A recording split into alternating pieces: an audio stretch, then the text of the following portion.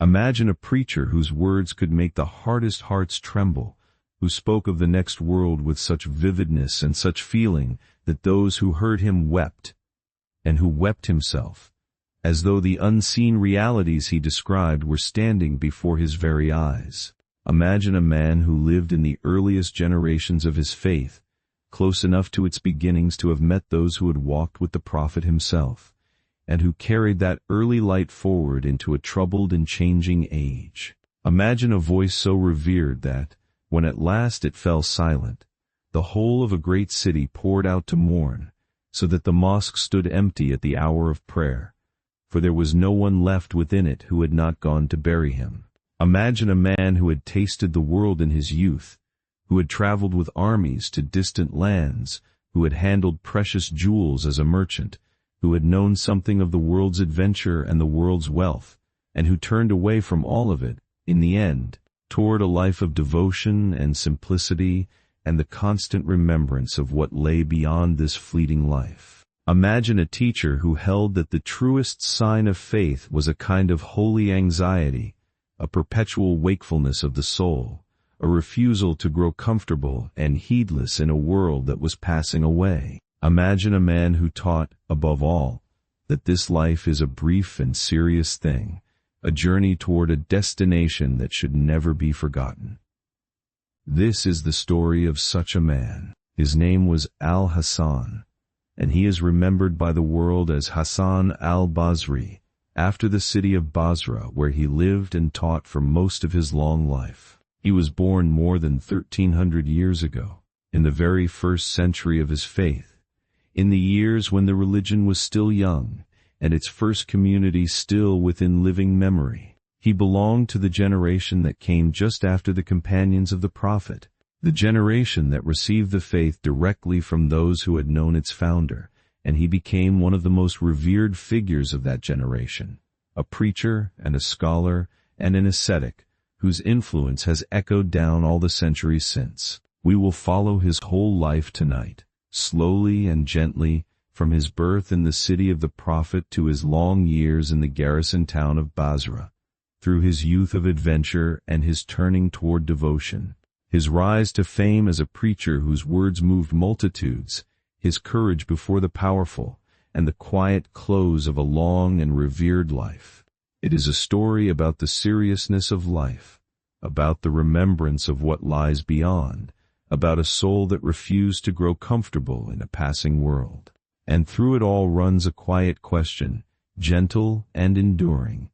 How might we live if we truly remembered, as he remembered, that this life is brief, and that something lies beyond it? So settle in, and let your mind grow calm. There is no hurry here. We have a long and peaceful journey ahead, through a distant world and a single remarkable life. You do not need to remember every name or every date.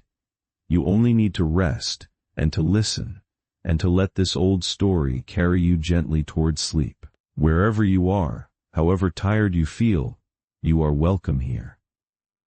Let the cares of the day grow quiet, and let us travel back together to a world that is more than 1,300 years old. Perhaps you have felt, in some quiet moment of your own, the thing that lay at the center of this man's life, the sense of the seriousness of existence, the awareness that life is brief and passing, the quiet question of what it all means and where it is leading. We spend most of our days absorbed in the immediate, in the tasks and pleasures and worries of the moment, rarely lifting our eyes to the larger questions of our existence and its end. Hasan al Basri lived with those larger questions always before him, never letting himself forget the brevity of life and the reality of what lies beyond. And there is a strange comfort, as the night settles, in keeping company with a man who lived so deliberately, so wakefully, so mindful of the deeper meaning of his days. So as we begin the long walk back through his life, carry no burden of effort. You are not being asked to study or to remember. You are being invited to rest, and to let an old and true story unfold at its own unhurried pace, the way the night itself unfolds, slowly, gently, toward the quiet of deep sleep. We will move softly, and there is nothing you need to do but listen, and let the calm of it settle over you like a blanket drawn up in the dark. To understand the man, we must first understand the world that made him, and it was a world unlike any we have yet imagined, for it was the world of the earliest days of his faith, when the religion was still young and fresh and close to its origins. We must travel back to the 7th century, to the Arabian Peninsula, and the lands around it, in the decades just after the time of the Prophet. It was an age of extraordinary transformation, when a faith that had begun among a small community in the desert towns of Arabia was spreading, with astonishing speed, across vast reaches of the known world, carried by the energy and the conviction of its early believers. This was an age still lit by the afterglow of the faith's beginnings. The Prophet had passed, but many who had known him were still living. The companions who had walked with him, heard his words, witnessed the founding of the community. These companions were treasured beyond measure, for they were the living link to the origins, the ones who could say what the Prophet had said and done, who carried in their memories the precious details of the faith's first days. And after them came a second generation, those who had not known the Prophet themselves but had known his companions, who received the faith directly from those who had been there at the beginning. It was to this second generation that Hasan al Basri would belong, and it was a generation of immense importance, for upon them fell the task of receiving the early light and carrying it forward into the future. It was also, we must understand, an age of great upheaval and conflict, for the rapid spread of the faith and the rapid growth of the community brought with them enormous strains. The early community had been small and united, but as it grew into a vast empire, stretching across many lands and peoples, it was shaken by internal conflicts, by disputes over leadership and authority, by civil wars that divided the believers against one another. These conflicts cast long shadows over the age, raising painful questions about how the faith should be lived and led. And the figures of that time, including Hasan, had to find their way through a landscape troubled by division and strife. It was not a peaceful age, for all its closeness to the faith's pure beginnings, but a turbulent one, full of difficulty and danger. And it was an age in which a new kind of society was taking shape, as the simple community of the early days gave way to a great and wealthy empire. With the conquests came riches, as the wealth of conquered lands flowed into the hands of the conquerors. Cities grew, fortunes were made, and a society that had begun in the austerity of the desert found itself increasingly surrounded by luxury and comfort and worldly temptation. This transformation troubled many of the pious, who feared that the community was growing comfortable and heedless, losing the simple devotion of its early days amid the new wealth and ease. And it was against this background, the background of a community growing rich and comfortable, that Hasan al Basri would raise his voice, calling people back to the seriousness and the devotion that he feared they were losing. This, then, was the world into which he came, an age still close to the pure beginnings of the faith, lit by the afterglow of its origins, but troubled by conflict and division, and increasingly tempted by the wealth and comfort that conquest had brought. Into this world a child would be born, in the city of the Prophet himself, who would receive the early light from those who had known the founders, and who would spend his life calling his community back to the seriousness and devotion he feared they were forgetting. Let us linger a while longer in that early world, for it was a remarkable moment in the life of the faith, and understanding it helps us to see the meaning of Hasan's life within it. The generation to which Hasan belonged, the generation that came just after the companions of the Prophet, held a special place in the life of the early community. They were called the followers, those who followed the companions, who had not known the Prophet themselves, but had known and learned from those who had. And upon this generation fell a task of immense importance, to receive the faith from those who had witnessed its beginnings, and to carry it forward faithfully and fully into the future. This was a weighty responsibility, for the early community understood that the faith was a precious trust, received from the Prophet through his companions, to be preserved and transmitted with the utmost care. The companions, who had known the Prophet directly, were passing away one by one, and with them passed the living memory of the faith's beginnings. It fell to the following generation, Hasan's generation, to receive that memory before it was lost, to learn from the companions while they still lived, to gather and preserve the precious knowledge of the faith's first days. They were the bridge between the founding generation and all the generations that would come after, and the faithfulness with which they performed their task would shape the faith for all time. Hasan was among the greatest of this generation, one who took with utmost seriousness the task of receiving and preserving the early light. By the accounts, he had the opportunity to learn from many of the companions of the Prophet who were still living in his youth, to receive directly from them the knowledge and the memory of the faith's beginnings.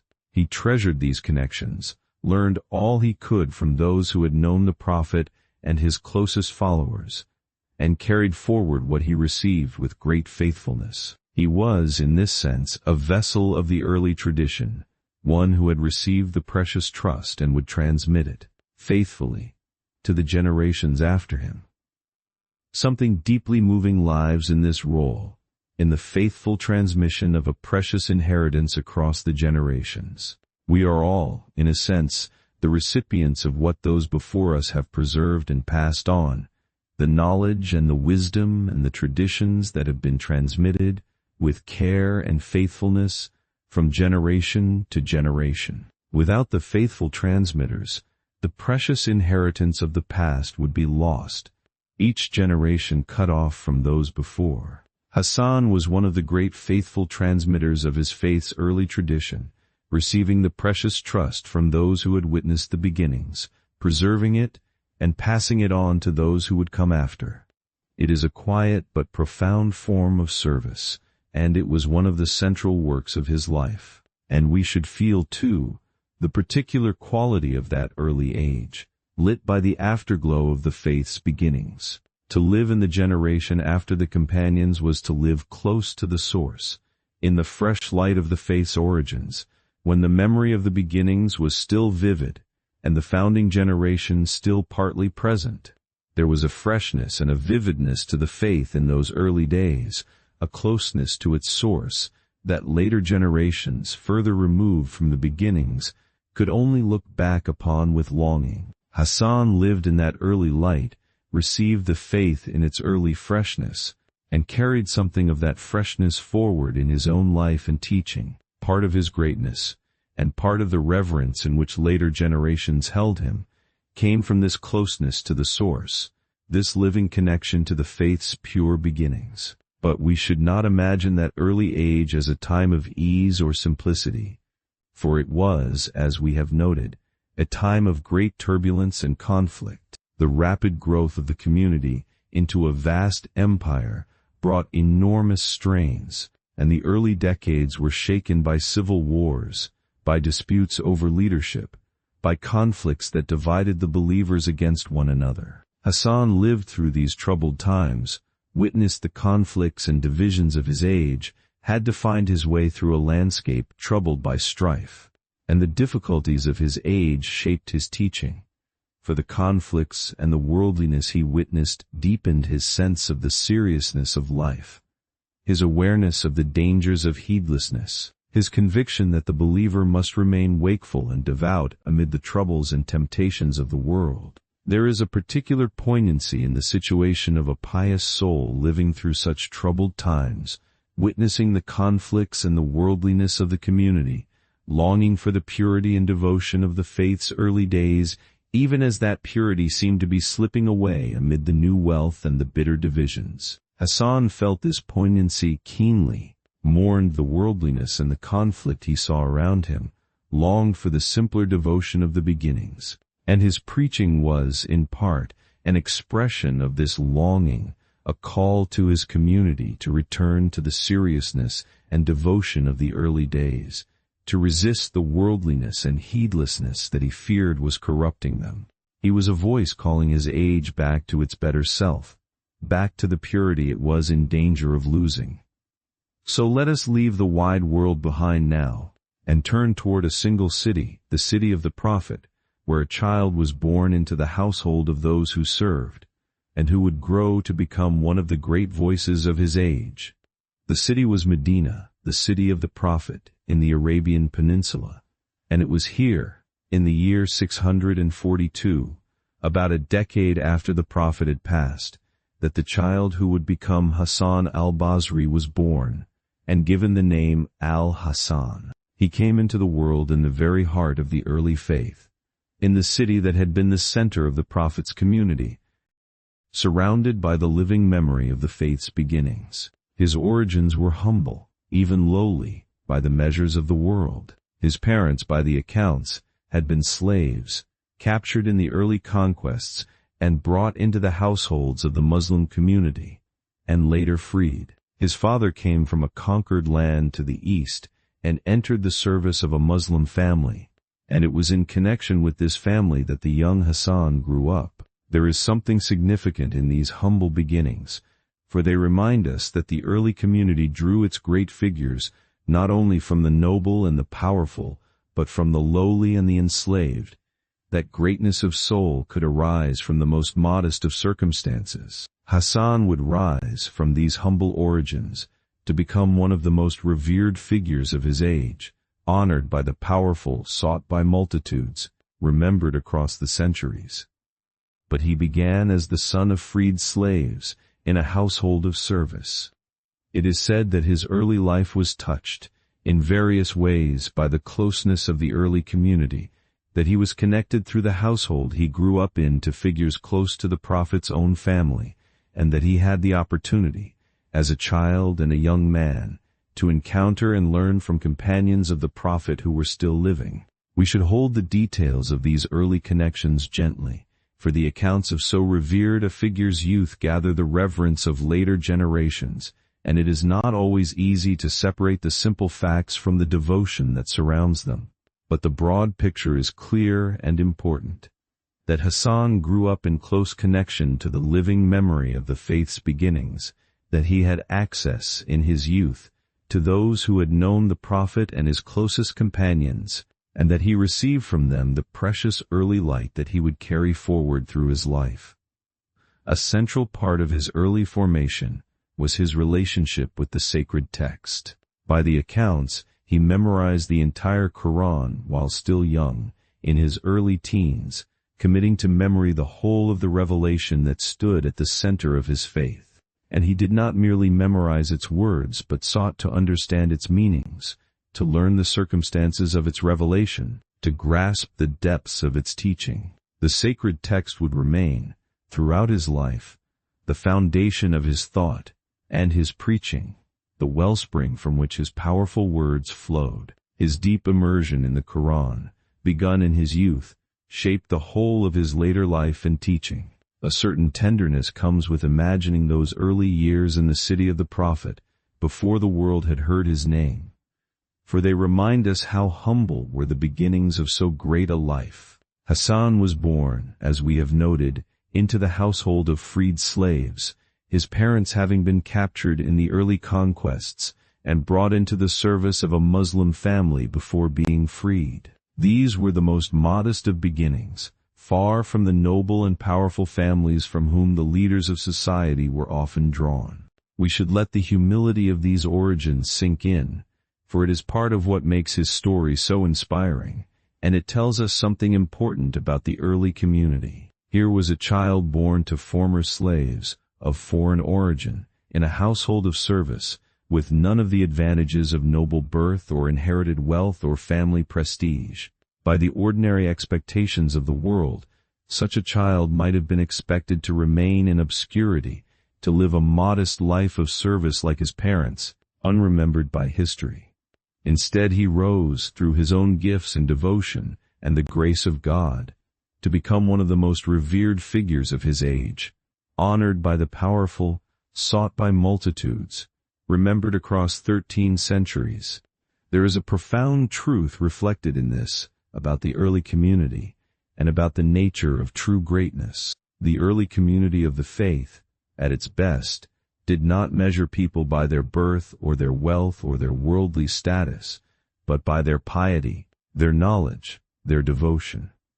A former slave could rise to be honored above princes, if his soul was great, and his learning deep. And Hasan's rise from the humblest origins to the heights of reverence is a powerful illustration of this, a demonstration that greatness of soul could arise from any station, that the lowly could be lifted high by their devotion and their gifts. It is a deeply democratic vision of human worth, measuring people by what they are rather than by what they were born to, and Hasan's life embodied it fully. The young Hasan grew up, then, in this household of modest service, but in a city rich in the memory and the presence of the early faith, and his formation was shaped, above all, by his deep immersion in the sacred text. By the accounts, he memorized the entire Quran while still a boy, committing to memory the whole of the revelation that stood at the center of his faith. This was no small achievement, for the Quran is a substantial text, and to memorize it entirely required great dedication and a powerful memory. But Hasan accomplished it young, laying in his youth the foundation of the deep knowledge of Scripture that would mark his whole life. And he did not merely memorize the words of the sacred text, but sought to understand its meanings, to grasp its teaching, to learn the circumstances of its revelation and the depths of its significance. The Quran became, for him, not merely a text to be recited, but a living source of guidance and wisdom, the foundation of his thought, the wellspring of his preaching. His deep immersion in the sacred text, begun in his youth and continued throughout his life, shaped the whole of his thought and teaching, gave his preaching its substance and its power, grounded his spiritual path in the revelation he so deeply knew. We can imagine the young Hasan, then, in those formative years, deeply absorbed in the study of the sacred text, learning from the companions of the Prophet who were still living, growing in knowledge and devotion in the city that had been the center of the faith's beginnings. It was a formation rich in the early tradition, grounded in the sacred text, shaped by the living memory of the faith's origins. And from this rich early formation grew the great preacher and scholar and ascetic that Hasan would become, his deep knowledge of Scripture, his connection to the early tradition, his profound piety, all rooted in the formation of those early years. There is a lesson in this about the importance of early formation, of the foundations laid in youth, the deep immersion in the sacred text, the connection to the living tradition, the formation in piety and devotion that Hasan received in his youth became the foundation of his entire later life and greatness. The foundations laid early shaped everything that came after. And this reminds us of the importance of what we plant in the early years, of the formation we receive and give in youth, for these early foundations shape the whole of a life. Hasan's greatness was rooted in his early formation, in the foundations laid in those years in the city of the Prophet, and it reminds us of the lasting importance of beginnings. As he grew toward manhood, his life took him away from the city of his birth, to the place that would become his lifelong home, the city of Basra, in the land that is now southern Iraq. Basra was a new city in those days, founded as a garrison town in the early conquests, a base from which military expeditions set out toward the lands of the East. It was a frontier city, rough and energetic, full of soldiers and settlers, and the bustle of a community on the edge of an expanding empire. It lay near the head of the Persian Gulf, in the fertile lands where the great rivers met the sea, a place of marshes and waterways, and the constant movement of trade and war. It was here, in this frontier town, that Hasan would spend most of his long life, and it is from this city that he takes the name by which the world remembers him. In his youth in Basra, Hasan tasted something of the world and its adventures before he turned, in time, toward the life of devotion for which he is remembered. By the accounts, as a young man he took part in some of the military expeditions that set out from Basra toward the east, joining the campaigns that carried the faith and the empire into the distant lands of Persia and beyond. He saw in these expeditions something of the wider world, the far lands to the east, the adventure and the danger of the campaigns, the realities of conquest and war. It was an active and worldly youth engaged in the great enterprise of his age, the expansion of the community into new lands. He also, by the accounts, engaged in trade, working for a time as a merchant dealing in precious jewels.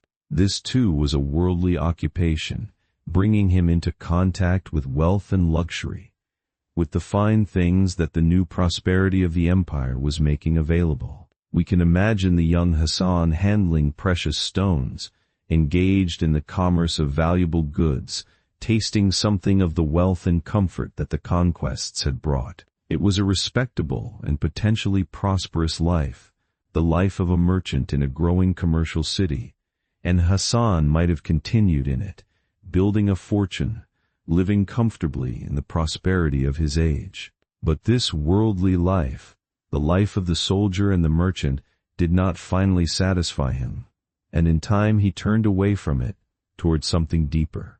We do not know exactly how or when this turning came, what experiences or reflections led him to abandon the worldly path for the life of devotion. But turn he did, leaving behind the adventure of the campaigns and the prosperity of the trade, to give himself instead to the study of his faith, the worship of God, and the life of devotion and simplicity that would make him famous. The young man who had traveled with armies and traded in jewels became the ascetic and the preacher, the man who would call his community away from the very worldliness he had himself once known. And perhaps it was precisely because he had known the world, had tasted its adventure and its wealth, that he could speak so powerfully of its emptiness, and call others so persuasively to turn from it toward what was lasting. It was as a preacher that Hasan al Basri became famous, and it is for his preaching, above all, that he is remembered. So we must try to understand what it was that made his words so powerful, that drew the multitudes to hear him and moved them so deeply. For he was not merely a teacher of facts, nor a dry expositor of doctrine. He was a preacher in the deepest sense, one whose words reached into the hearts of his listeners and stirred them to the depths, awakening in them a vivid awareness of the realities of which he spoke. Let us return, for a while, to the great turning of his life, the movement from his worldly youth toward the life of devotion. For it is a pivotal moment in his story, and it holds a deep meaning worth exploring. We have noted that in his youth Hasan tasted something of the world, traveling with armies on the expeditions to the east, working as a merchant dealing in precious jewels, engaged in the active and worldly life of his age. And we have noted that, in time, he turned away from all this toward the life of devotion and asceticism for which he is remembered. This turning is significant, and it shaped the whole of his later life and teaching. For Hasan did not come to his asceticism, his detachment from the world, as one who had never known the world, who renounced what he had never tasted. He came to it as one who had known the world, who had tasted its adventure and its wealth, who had engaged in its commerce and its campaigns, and who had found, in the end, that it could not satisfy the deepest longings of his soul. His renunciation was the renunciation of one who knew what he was renouncing, who had tasted the world's goods and found them wanting. A particular power lives in this kind of renunciation, the renunciation of one who has known the world and turned away from it, as opposed to the renunciation of one who never tasted it. For the one who renounces what they have never known might be merely avoiding a temptation they have never faced, fleeing a danger they have never encountered. But the one who renounces what they have known, who has tasted the world's goods and found them empty, renounces with the authority of experience, with the knowledge of what they are giving up and why. Hasan's renunciation had this authority, this depth of experience, and it gave his preaching against worldliness a particular power, for he spoke of the world's emptiness as one who had known it and turned away. We do not know the precise occasion of his turning, the particular experience or reflection that led him to abandon the worldly life for the life of devotion. The accounts do not tell us, with certainty, what moved him to make the great change. But we can imagine something of what it might have involved: the growing sense that the world's goods could not satisfy, that the adventure and the wealth he pursued left a deeper hunger unmet, that there was something more, something lasting, that the worldly life could not provide. Such turnings often come thus, through a growing awareness that the world cannot satisfy the soul's deepest longings, a dawning sense that there is something more that one is missing, a gradual or sudden recognition that one's life has been directed toward the wrong things. However it came to Hasan, his turning reflected this recognition, this discovery that the world could not satisfy, and that something deeper was needed. A universal pattern runs through this turning, one that has been repeated in countless lives across the ages, and that many of us may recognize in our own experience. We pursue the goods of the world, the success, the wealth, the pleasure, the adventure, believing that these will satisfy us, that in attaining them we will find the fulfillment we seek. And then, often, comes the discovery that they do not satisfy, that having attained them we are still restless, still hungry, still seeking something more. This discovery can be painful, even disillusioning, but it can also be the beginning of wisdom, the start of a turning towards something deeper and more lasting. Hasan's turning reflected this universal pattern, the discovery of the world's inability to satisfy, and the turning towards something more. And it is part of why his story speaks to us. For many of us know something of this discovery in our own lives, and we should note the courage and the decisiveness of his turning. For it is one thing to feel the world's inability to satisfy and another to act on it, to actually turn away from the worldly life one has been living towards something new and demanding. Hasan did not merely feel a vague dissatisfaction. He acted on it, decisively, abandoning the worldly life of the soldier and the merchant for the demanding life of devotion and asceticism. This took courage and decisiveness, the willingness to leave the familiar path for a new and uncertain one, to give up the worldly goods he had been pursuing for the sake of something deeper. And his decisive turning, his willingness to act on his recognition of the world's emptiness, was the beginning of the devoted life that would make him great. Encouragement waits in this for any of us who have felt the world's inability to satisfy, who sense that there is something more than the worldly goods we have been pursuing, but who hesitate to act on that sense, to make the turning that our hearts may be calling us toward. Hasan's example shows the value of acting on such a recognition, of having the courage to turn from the worldly life towards something deeper when we sense that the world cannot satisfy us. His decisive turning was the beginning of his greatness, the start of the devoted life that fulfilled him and that has inspired countless others across the centuries. And it reminds us that such turnings, though they require courage, can be the beginning of a deeper and more fulfilling life, the start of a path toward what truly satisfies the soul. At the center of his preaching lay the remembrance of the next world, the vivid awareness of death, and of what lies beyond it. Hasan spoke of these ultimate realities with an extraordinary immediacy, as though they were present before him, as though he could see the brevity of this life and the vastness of what came after. He reminded his listeners constantly that this life is short and passing, a brief journey toward an eternal destination, and that to forget this, to grow comfortable and heedless in the passing world, was the gravest of dangers. His preaching was a perpetual call to wakefulness, to remembrance, to the serious awareness of life's brevity and its eternal consequences. There was, in his message, a particular emphasis on what we might call a holy fear, a reverent anxiety about one's ultimate destiny. Hasan taught that the true believer should live in a state of healthy concern about their standing before God, neither presumptuous nor despairing, but watchful, self-examining, always striving to be better. He held that a certain wakeful anxiety, a refusal to grow complacent, was the mark of a living faith, that the soul should never grow comfortable and heedless, but should remain always alert to its own shortcomings and its need for God.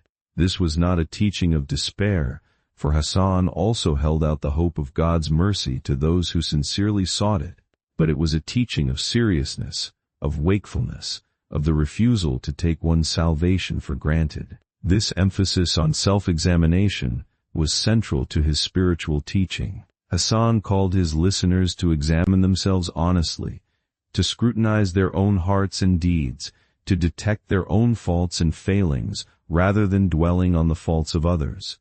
He taught that the believer should be a constant watcher over their own soul, vigilant against the subtle corruptions of pride and heedlessness and worldliness, always striving to purify the heart and improve the deeds. This practice of rigorous self-examination, of honest scrutiny of one's own inner state, was a central part of the spiritual path he taught, and it would deeply influence the later tradition of inner devotion in his faith.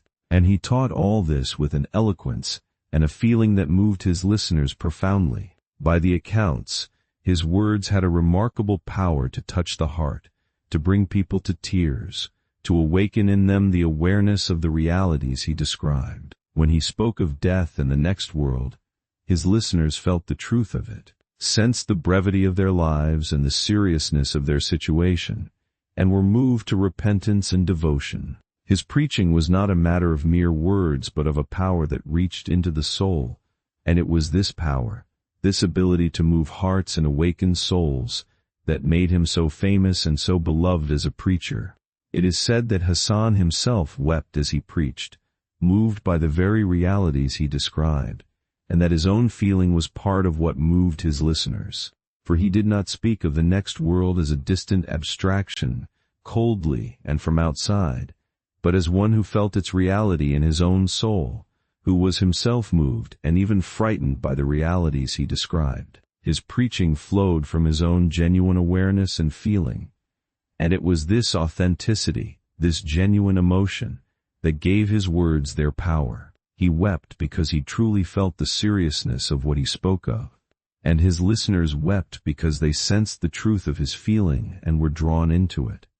Something deeply instructive lies in this, in the source of his preaching's power. It was not eloquence alone, not skill in words, not clever rhetoric, that moved his listeners. It was the genuine feeling behind his words, the authentic awareness of the realities he described, that reached into the hearts of those who heard him. He moved others because he was himself moved, awakened others because he was himself awake, brought others to tears because he himself wept. The power of his preaching flowed from the reality of his own inner state, from the genuine seriousness and feeling with which he held the truths he proclaimed. This is the mark of all true preaching, that it flows from genuine conviction and feeling, and Hasan possessed this to a remarkable degree. We might reflect on the relevance of his message to our own age, which is so largely the opposite of what he called his listeners to. For we live in an age that prizes comfort and distraction, that fills every moment with diversion, that rarely pauses to consider the brevity of life or the seriousness of existence. We are encouraged, constantly, to forget the larger questions, to lose ourselves in the immediate, to live as though this passing life were all there is, and would never end. Hasan's message stands as a direct challenge to this, a call to wakefulness in an age of distraction, to seriousness in an age of triviality, to the remembrance of what is lasting in an age absorbed in what is passing. His voice, across the centuries, calls us to lift our eyes from the immediate, to remember the brevity of our lives, to live with the wakeful seriousness that he taught. Hand in hand with his preaching went his asceticism, his turning away from the world and its comforts, and this too was central to who he was and to the message he proclaimed. For Hasan did not merely preach detachment from the world. He lived it, embodying in his own life the simplicity and the renunciation that he called others to. His asceticism was not a mere doctrine but a lived reality, and it gave his preaching against worldliness an authority that mere words could never have. Let us dwell more deeply on the holy fear that lay at the center of Hasan's teaching, for it is easily misunderstood, and yet it holds a profound wisdom. To our age, which prizes comfort and reassurance and positive feeling, the idea of a religion of fear, of a perpetual anxiety about one's destiny, might seem strange or even unhealthy. But to understand Hasan, we must try to grasp what this holy fear meant to him and why he saw it as the mark of a living faith. The fear that Hasan taught was not a craven terror, nor a despairing dread, nor an anxious neurosis. It was, rather, a reverent seriousness, a wakeful awareness of the weight and consequence of one's life and choices.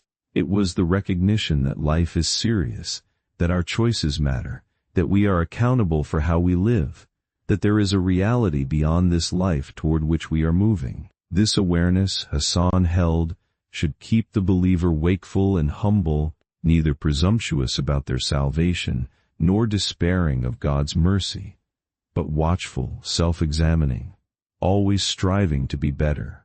It was a fear that produced not paralysis but vigilance, not despair but earnest striving. We can understand this better if we consider its opposite, the heedlessness that Hasan so feared and warned against. The opposite of his holy fear was a careless complacency, a comfortable assumption that all was well, a heedless drifting through life without serious thought of its meaning or its end. This complacency, this heedlessness, Hasan saw as the great spiritual danger, the state in which the soul grows comfortable and forgetful, loses its wakefulness, drifts toward ruin without even realizing its peril. Against this heedlessness, the holy fear was the remedy, the wakeful seriousness that kept the soul alert, that prevented the comfortable complacency that Hasan saw as so dangerous. A deep psychological wisdom lives in this, an understanding of how the human soul is prone to grow comfortable and heedless, to drift into a complacency that dulls its awareness and weakens its striving. We are all prone to this, to growing comfortable, to forgetting the serious questions of our existence, to drifting through our days without real thought of their meaning or their end. And Hasan's holy fear was the remedy for this drift, the wakeful seriousness that keeps the soul alert and striving. It was not a morbid or unhealthy thing, but a healthy wakefulness, a refusal to grow heedless, a keeping alive of the serious awareness that gives life its weight and its direction.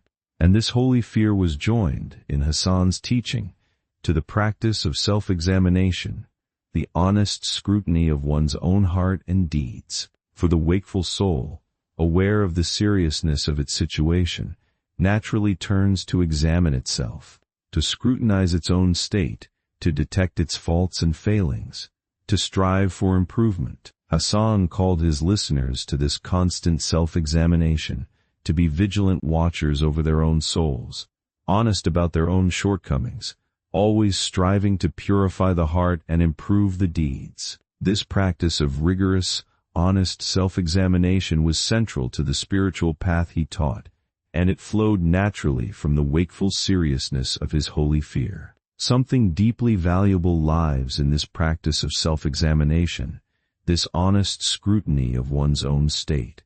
For we are all prone to a kind of self-deception, to overlooking our own faults while noticing the faults of others, to a comfortable assumption of our own goodness that prevents real growth. The practice of honest self-examination, of turning the critical eye upon oneself rather than others, of scrutinizing one's own heart and deeds with rigorous honesty, is the antidote to this self-deception, the path to real self-knowledge and real growth. Hasan taught this practice with great emphasis, and it became one of his most important contributions to the spiritual tradition of his faith. And we come, finally, to his weeping, which is perhaps the most striking image associated with him, and which expressed the depth of his feeling about these realities. For Hasan, by the accounts, wept often, moved to tears by his awareness of the seriousness of life, the reality of death and the next world, the weight of standing before God. His weeping was not a performance, not a show of piety, but the genuine overflow of a soul deeply moved by the realities it contemplated. He felt these realities so vividly, took them so seriously, that they moved him to tears, and his tears were the natural expression of his profound feeling. There is something deeply moving in this image of the weeping preacher. The great teacher moved to tears by the very realities he proclaimed. It speaks of a soul that felt deeply, that took seriously what others held lightly, that was genuinely moved by the truths it contemplated. And it was this genuine feeling, this real emotion, that gave his preaching its power, that moved his listeners as he was himself moved. We are moved most deeply, not by those who speak coldly from outside, but by those who are themselves moved by what they speak of, whose words flow from genuine feeling. Hasan's tears were the sign of his genuine feeling, and they were part of what made his preaching so powerful, so able to reach into the hearts of those who heard him. Hasan al Basri was famous across the centuries, not only for his sermons but for his wisdom, for the pithy and penetrating sayings in which he distilled the insights of his devotion. These sayings, preserved and passed down, have been treasured by generations as gems of spiritual wisdom, and they give us a window into the depth and the quality of his thought. Let us consider something of the wisdom they contain. Much of his wisdom concerned the brevity and the passing nature of this life, a theme that ran through all his teaching. He saw life as a brief and fleeting thing, a short journey toward an eternal destination, and he urged his listeners constantly to remember this, to live in the awareness of life's brevity rather than in the illusion of its permanence. He is reported to have spoken of the human being as a collection of days, so that as each day passes, a part of the person passes with it, a vivid way of expressing the steady passing of our brief lives. We should treat the precise words gently, as sayings passed down by those who treasured his memory, but the insight they express is profound, that our lives are made of days that pass and do not return, that with each passing day a portion of our brief allotment is spent, that we should therefore use our days with awareness of their preciousness and their passing. There is a deep wisdom in this awareness of life's brevity, and a deep relevance to our own age, which does so much to help us forget it. We live, most of us, as though our lives were endless, as though there would always be more time, as though the day of reckoning were infinitely distant. We fill our days with distraction and triviality, postponing the serious questions, living as though this passing life were permanent.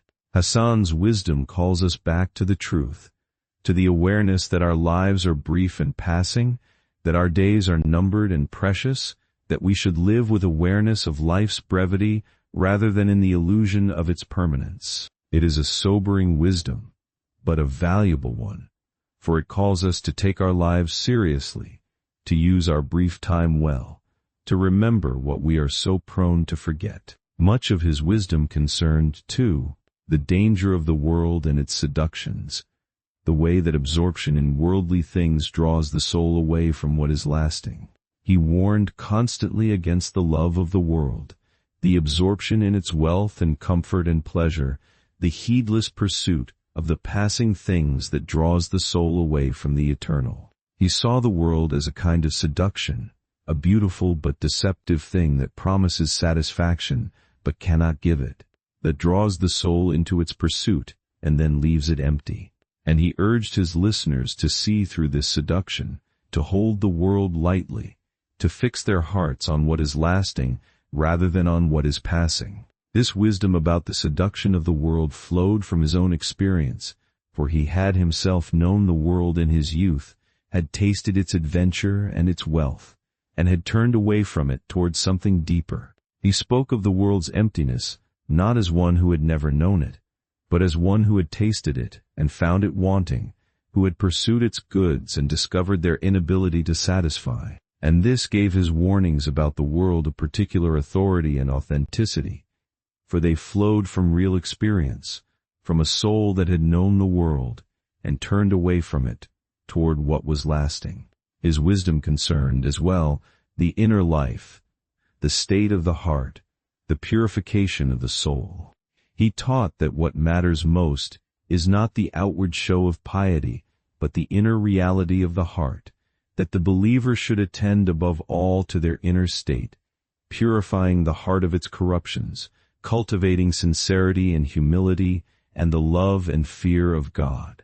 He saw the inner life as the true field of spiritual struggle, the place where the real work of devotion was done, and he called his listeners to attend to it with the utmost seriousness, to be more concerned with the hidden state of their hearts than with the outward appearance of their piety. There is a profound emphasis here on inwardness, on the priority of the inner reality over the outward appearance, that would deeply influence the spiritual tradition of his faith. For it is easy to attend to the outward forms of piety, the visible acts and observances, while neglecting the inner reality of the heart. And it is possible to maintain an impressive outward show of piety, while the heart remains corrupt, full of pride and hypocrisy and the love of the world. Hasan's emphasis on the inner life was a call to authenticity, to the cultivation of the genuine inner reality rather than the mere outward show, to the purification of the heart rather than the performance of piety. It was a call to make one's devotion real, rooted in the genuine state of the heart, rather than a mere outward display. We might reflect on how much we, too, need this emphasis on the inner life, this priority of the genuine inner reality over the outward show. For we are all prone in our way to attend to appearances, to how we are seen by others, to the outward show of who we are, while neglecting the inner reality of our hearts. And we live in an age that intensifies this temptation, that encourages us constantly to perform, to present ourselves, to attend to our image in the eyes of others. Hasan's wisdom calls us back to the inner reality, to the genuine state of the heart, to the authenticity that values what one truly is over how one appears. It is a wisdom as needed in our age as in his, perhaps more so. He lived simply by the accounts, turning away from the wealth and comfort that his fame could easily have brought him, content with little, free of the love of luxury and possessions that he saw corrupting the community around him. Having tasted the world in his youth, having known something of its wealth as a merchant, he had turned away from all of it, choosing instead a life of simplicity and devotion. And he called others to the same detachment, warning constantly against the love of the world, the accumulation of wealth, the absorption in comfort and luxury that he feared was corrupting the souls of his contemporaries. This was a message particularly pointed in his age, for his was a time when the community was growing rich, when the wealth of conquered lands was flowing into the hands of the conquerors, when a society that had begun in desert austerity was increasingly surrounded by luxury and ease. Hasan saw this new wealth as a spiritual danger, a temptation that could corrupt the souls of the believers, drawing them away from devotion toward the love of the world. And so he raised his voice against it, denouncing the accumulation of riches, calling people back to simplicity and detachment, warning that the love of the world was the root of spiritual corruption. By the accounts, he so disliked wealth that he is said to have refused a wealthy suitor for his daughter simply because of his riches. So deeply did he distrust the corrupting power of worldly wealth. A striking integrity marks this, the unity of his preaching and his life. He did not preach detachment from the world while himself enjoying its comforts, did not denounce wealth while accumulating it, did not call others to simplicity while living in luxury. He lived what he taught, embodied his own message, made his life a demonstration of the detachment he proclaimed. And this integrity gave his preaching its power and its authority.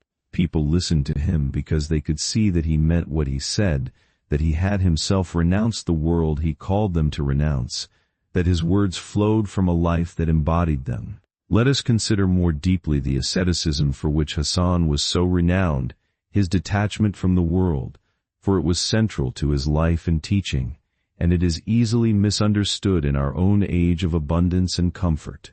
To us, the word asceticism may suggest a grim and joyless severity, a harsh denial of all pleasure, a miserable self-punishment. But this was not the spirit of Hasan's detachment, and to understand him we must see his asceticism as he saw it, not as a denial of life but as a liberation of the soul. The heart of his asceticism was not the punishment of the body, but the freeing of the heart from the love of the world. Hasan understood that the great danger to the soul was not the world itself, which was God's creation, but the love of the world, the attachment of the heart to passing things, the absorption in wealth and comfort and pleasure that drew the soul away from God.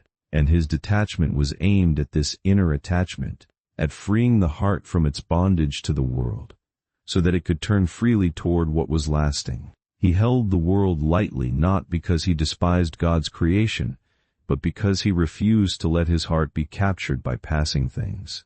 A deep wisdom lives in this understanding of detachment, this recognition that the danger lies not in the world itself, but in the heart's attachment to it. For the things of the world are not evil in themselves. Wealth, comfort, the goods of life, are not sins. The danger lies in the heart's bondage to them, in the way that attachment to passing things can capture the soul, dominate its desires, draw it away from what is lasting and true. And the remedy for this danger is not necessarily the physical abandonment of all worldly goods, but the inner freedom from attachment to them, the holding of them lightly, the refusal to let the heart be captured by them. Hasan's detachment was, at its core, this inner freedom, this liberation of the heart from its bondage to the world.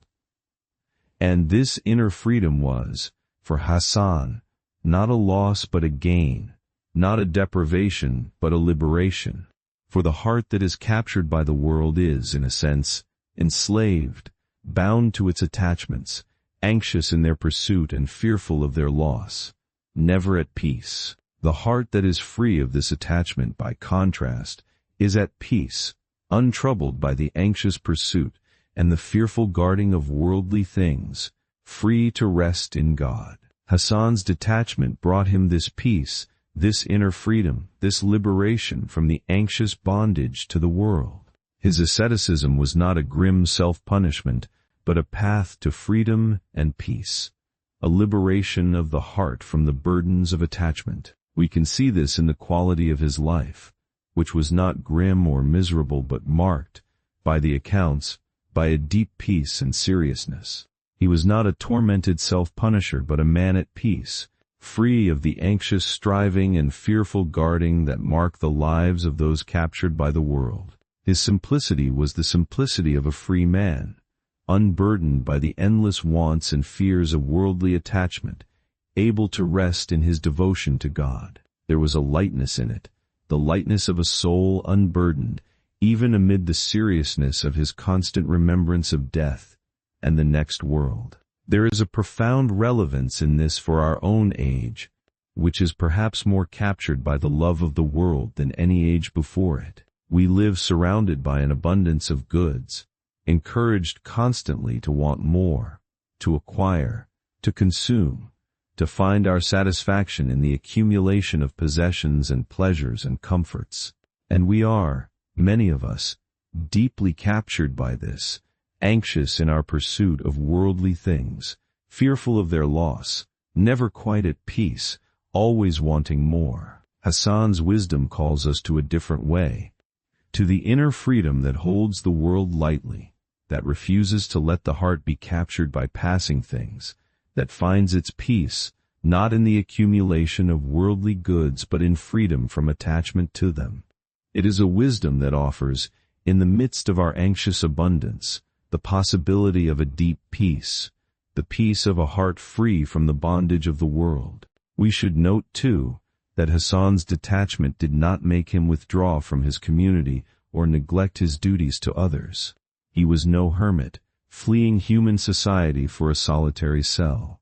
He lived in the midst of his city, engaged with his community, preaching and teaching, advising and guiding, caring for the souls of those around him. His detachment was inward, a freedom of the heart, not an outward abandonment of his responsibilities. He held the world lightly while living fully within it, free of attachment while engaged in service. This is, perhaps, the highest form of detachment, the inner freedom that allows one to live fully in the world while remaining free of its bondage, to serve and engage without being captured. Hasan embodied this balance, this inner freedom joined to outer engagement, and it is one of the marks of the maturity of his spiritual path. But Hasan's refusal to bow to the world extended beyond his rejection of wealth and comfort. It extended also to a remarkable courage before the powerful, a willingness to speak the truth to the rulers of his age even at great personal risk. For Hasan lived under the rule of powerful governors and caliphs, and when he saw them acting unjustly, oppressing the people, ruling harshly, he did not stay silent. He spoke out, openly criticizing the policies of the rulers, calling them to justice, refusing to flatter the powerful or to keep silent in the face of wrong. This was a dangerous thing to do, for the rulers of his age held enormous power, and those who crossed them risked everything. One powerful governor in particular, a man known for his harshness and his ruthlessness, was angered by Hasan's outspoken criticism, and Hasan was forced, for a period of years, to go into hiding to escape the governor's wrath. We will not enter into the details of these political conflicts, for they belong to the troubled history of that age, and our purpose is not to take sides in disputes long settled. What matters for understanding the man is the courage that his stance revealed, the willingness to risk his own safety for the sake of speaking the truth and calling the powerful to justice. We should tell this part of his story with care, framing it not as political rebellion, but as the moral courage of a man who would not stay silent in the face of injustice. Hasan was not a political agitator seeking power, nor a rebel seeking to overthrow the rulers. He was a preacher and a man of conscience, who believed that the truth must be spoken, that injustice must be named, that the powerful must be called to account before God. His criticism of the rulers flowed from his religious convictions, from his sense of justice and his fear of God, not from any worldly ambition, and his willingness to risk his safety for the sake of speaking the truth revealed the depth of his conviction and the courage of his character. Where did this courage come from? It came, as such courage always does, from his freedom from the fear of the world. A man who has renounced the world, who wants nothing from it, and fears losing nothing in it, who fears only God, is a man who cannot be silenced by threats or bought by rewards.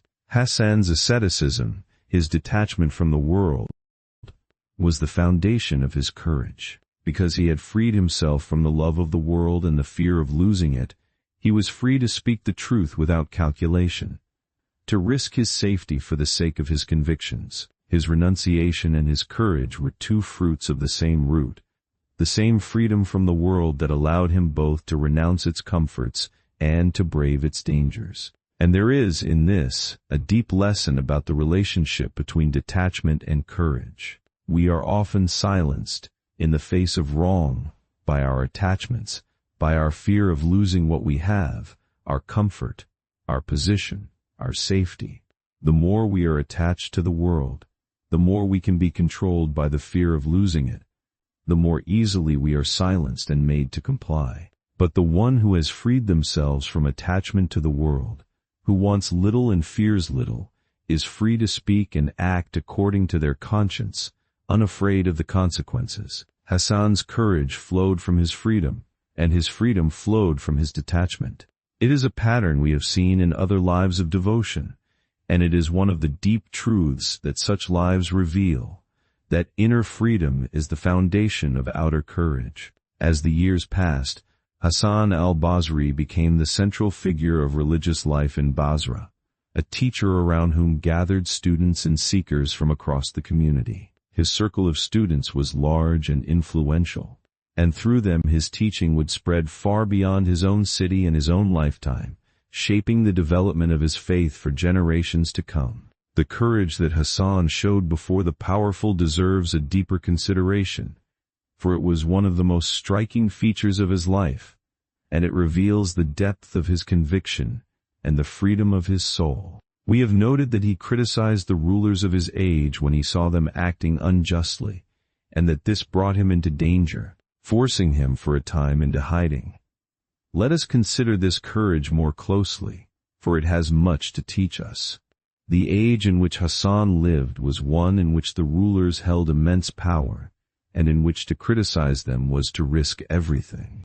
The governors and caliphs of that time commanded armies, controlled vast wealth, held the power of life and death over their subjects. To speak against them, to criticize their policies, to call them to account, was a dangerous thing, an act that could bring swift and severe retribution. Many, understandably, chose silence, keeping their heads down, avoiding the dangers of confrontation with the powerful. There was no shame in such prudence, for the dangers were real and severe. But Hasan did not choose silence. When he saw the rulers acting unjustly, oppressing the people, ruling harshly, he spoke out, openly and fearlessly, criticizing their policies and calling them to justice. He would not flatter the powerful, would not stay silent in the face of wrong, would not let the fear of retribution silence the voice of his conscience. He believed that the truth must be spoken, that injustice must be named, that the powerful must be reminded of their accountability before God, and he spoke this truth regardless of the danger to himself. This brought him, as we have noted, into conflict with a particularly powerful and harsh governor, a man known for his ruthlessness, who was angered by Hasan's outspoken criticism. The danger grew so great that Hasan was forced, for a period of years, to go into hiding, to conceal himself from the wrath of the governor who sought him. We can imagine something of what this meant: the great preacher, the revered teacher, forced to hide, to live in concealment, in danger of his life, because he had dared to speak the truth to the powerful. It was a heavy price to pay for his courage, years of hiding and danger, and yet he had been willing to pay it rather than betray his conscience. We should be careful, in telling this part of his story, not to turn it into a tale of political rebellion, for that is not what it was. Hasan was no revolutionary, no seeker of political power, no leader of armed revolt. He was a preacher and a man of conscience, who believed that the truth must be spoken and injustice named. His criticism of the rulers flowed from his religious convictions, from his sense of justice and his fear of God, not from any worldly ambition or desire for power. He sought not to overthrow the rulers but to call them to justice, not to seize power but to speak the truth. His was the courage of conscience, not the ambition of the rebel, and we should understand it as such. And we should understand, too, the source of this courage, for it flowed from the same root as his asceticism, his freedom from the world. A man who has renounced the world, who wants nothing from it and fears losing nothing in it, who fears only God, cannot be controlled by the threats or the bribes of the powerful. The rulers could threaten Hasan with the loss of wealth, position, comfort, even life. But Hasan had freed himself from attachment to these things, had renounced the world and its goods, feared only God and not any human power. And so the threats of the rulers could not silence him, for he did not fear what they could take from him. His detachment from the world was the foundation of his fearlessness before the powerful. A deep and important lesson lives in this connection between detachment and courage, between inner freedom and the ability to speak truth to power. We are often silenced in the face of wrong by our attachments and our fears, by our desire to protect what we have, our comfort, our position, our safety. The more we are attached to the world, the more we can be controlled by the fear of losing it. The more easily we are silenced and made to comply with what we know to be wrong. But the one who has freed themselves from attachment, who wants little and fears little, who fears only God, is free to speak and act according to their conscience, unafraid of the consequences. Hasan's courage flowed from his freedom, and his example reminds us that inner freedom is the foundation of moral courage, that to be free to do right, we must first be free from the attachments and fears that bind us. And there is, in his willingness to pay the price of his courage, to endure years of hiding and danger rather than betray his conscience, a powerful example of integrity, of faithfulness to one's convictions whatever the cost. It is easy to maintain our principles when they cost us nothing, when there is no price to pay for our integrity. It is another thing to maintain them when they cost us dearly, when integrity means danger, hardship, the loss of safety and comfort. Hasan maintained his integrity at great cost, paid the price of his courage and years of hiding and danger, remained faithful to his conscience, even when faithfulness was dangerous. And this costly integrity, this faithfulness to conviction whatever the price, is one of the noblest features of his story, a model of moral courage that speaks across the centuries. Let us dwell a while on the city that was Hasan's home for most of his long life, the city of Basra, for it was a remarkable place, and understanding it helps us to picture the world in which he lived and worked. Basra was a new city in Hasan's time, founded only a few decades before his birth as a garrison town, a military base from which the expanding community launched its expeditions into the lands of the East. It was not an ancient city, layered with the history of past ages, but a new creation, born of the conquests, growing rapidly in the energy of the expanding empire. It lay in the fertile lands near the head of the Persian Gulf, where the great rivers of the region approached the sea, a land of marshes and waterways and rich cultivation. It was a place of water and reeds and date palms, of riverboats and canals, very different from the desert cities of Arabia from which the faith had come. And it was a place of great energy and activity, a frontier city full of soldiers and settlers and merchants, bustling with the commerce and the movement of an expanding empire, a meeting place of peoples and cultures drawn together by the conquests. For Basra was, from its beginnings, a diverse and cosmopolitan place, drawing together peoples from many lands. There were the Arab settlers who had founded the city, but also peoples from the conquered lands, converts to the new faith, captives and freedmen, merchants and travelers from many places. It was a melting pot of peoples and cultures, a place where different traditions met and mingled, where the expanding community encountered the peoples and the cultures of the lands it had conquered. This diversity gave Basra a particular character, a cosmopolitan energy, a richness and complexity that made it one of the great cities of the early empire. And Basra became, in time, a great center of learning and culture, as well as of commerce and war. As the city grew and matured, it developed into a center of the developing sciences of the faith, a place where scholars gathered, where the sacred text was studied, and the traditions transmitted, where the intellectual life of the community flourished.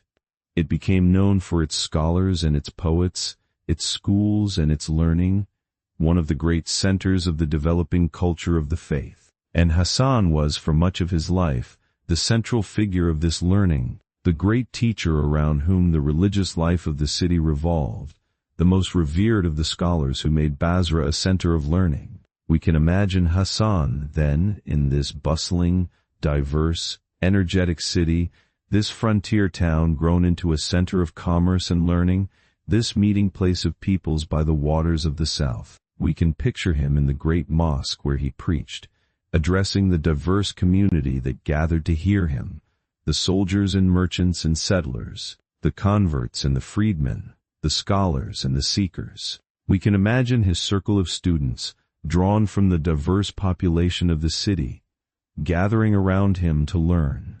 And we can see him as the spiritual heart of this energetic worldly city, the voice that called its bustling, prosperous, diverse community back to the seriousness and devotion he feared they were forgetting amid the energy and the prosperity of their lives. A fitting symbolism marks the setting of his life. This great preacher of detachment in the next world, living and working in a bustling, prosperous, worldly city. For his message was particularly needed in such a place, a city caught up in the energy and the commerce and the prosperity of the expanding empire, prone to the worldliness and the heedlessness that such prosperity brings. Hasan's call to remembrance, to detachment, to the seriousness of the next world was a counterweight to the worldly energy of his city, a voice calling its prosperous and bustling community back to what was lasting amid their absorption in what was passing. And the fact that his message found such a hearing, that he became so revered in this worldly city, suggests that even amid the prosperity and the energy, there was a deep hunger for the seriousness and the depth that he offered, a recognition that the worldly goods the city pursued could not finally satisfy the soul. So we should picture Hasan against the background of his city, this new and energetic frontier town grown into a center of commerce and learning, this diverse and bustling meeting place of peoples by the southern waters. It was a worldly and prosperous place, and his message of detachment and remembrance was a counterweight to its worldliness, a call back to seriousness amid its prosperity. And in becoming the revered spiritual heart of this worldly city, Hasan demonstrated the enduring power of his message, its ability to reach even the prosperous and the worldly, to call even a bustling commercial city back to the remembrance of what is lasting and true. Around him gathered a remarkable community of students and disciples, drawn by his learning, his eloquence, and the depth of his devotion. He taught them the sacred sciences, the understanding of the Quran, the traditions of the Prophet, the law, and above all the spiritual path, the way of self-examination and detachment, and the remembrance of the next world. Many of these students would themselves become important figures, carrying Hasan's teaching forward, founding their own circles, shaping the religious life of the generations that followed. Through his students, Hasan's influence multiplied and spread, reaching far beyond what he could have accomplished alone. His influence was particularly profound on the development of the spiritual and mystical traditions of his faith. For Hasan's emphasis on the inner life, on self-examination, on detachment from the world, and the purification of the heart, became a foundation for the later traditions of inner devotion. He is remembered, indeed, as one of the great early sources of the mystical tradition, a father of the path of inner devotion, whose teaching and example shaped the spiritual seekers who came after him. The streams of inner devotion that would later flow so richly through his faith traced much of their origin to figures like Hasan, who in the earliest generations had emphasized the inner path, the purification of the heart, the loving and fearful awareness of God. He left his mark, too, on the intellectual and theological development of his faith, for his teaching touched on the great questions that the early community was wrestling with, the questions of human freedom and divine decree, of faith and action, of the nature of the believer. We will not enter into the details of these theological matters, nor into the disputes that later developed around them, for they are complex and contested, and they lie beyond the scope of our quiet story. It is enough to know that Hasan was a major figure in the intellectual life of his age, that his teaching influenced the development of theological thought, and that later generations looked back to him as one of the great early authorities, claimed by various traditions as a source and a foundation. But for all his influence on the scholarly and spiritual traditions, Hasan remained, to the end, what he had always been, a preacher and an ascetic, a man devoted to God and to the calling of his community to devotion. He continued, through his long life, to preach and to teach, to call people to wakefulness and detachment and the remembrance of the next world, to embody in his own life the simplicity and devotion he proclaimed. He lived to a great age, far beyond the span of most of his contemporaries, continuing his work of preaching and teaching into his final years, a revered elder, the great voice of his city and his age. Among the most enduring aspects of Hasan's legacy was his profound influence on the development of the inner, spiritual tradition of his faith, the tradition of devotion to the purification of the heart and the loving, fearful awareness of God. He is remembered, indeed, as one of the great early sources of this tradition, a father of the spiritual path, whose teaching and example shaped the seekers of the inner way for generations to come. Let us consider this aspect of his legacy, for it is among the most significant. The spiritual tradition that would later flourish so richly in his faith, the tradition of inner devotion and the purification of the heart, traced much of its origin to figures of the earliest generations who had emphasized the inner life, the loving and fearful awareness of God, the detachment from the world, and the purification of the soul. And among these early sources, Hasan held a place of particular importance. His emphasis on self-examination, on the purification of the heart, on detachment from the world, on the loving fear of God, became foundational for the later tradition of inner devotion. The seekers of the inner way looked back to him as one of their great early masters, a source and a foundation of their path. We can understand why his teaching was so foundational for the inner tradition, for it contained in its essentials the core of what that tradition would develop. His emphasis on the inner reality over the outward show, on the state of the heart, rather than the mere performance of piety, was central to the spiritual path. His practice of rigorous self-examination, of honest scrutiny of one's own inner state, became a basic discipline of the seekers. His detachment from the world, his freedom of heart from worldly attachment, was a central aim of the spiritual path. And his loving, fearful awareness of God, his constant remembrance of the divine and of the next world, was the heart of the devotion that the tradition cultivated. In Hasan's teaching, the essentials of the inner path were already present, and the later tradition built upon the foundation he and others of his generation had laid. Around Hasan gathered a circle of students and disciples, and through them his teaching and his spiritual influence spread far beyond his own lifetime. Some of these students became important figures in their own right, carrying forward his teaching, founding their own circles, shaping the spiritual life of the generations that followed. The chains of spiritual transmission that would later be so important in the inner tradition, the lineages connecting master to disciple across the generations, traced back, many of them, to Hasan, who stood near their source.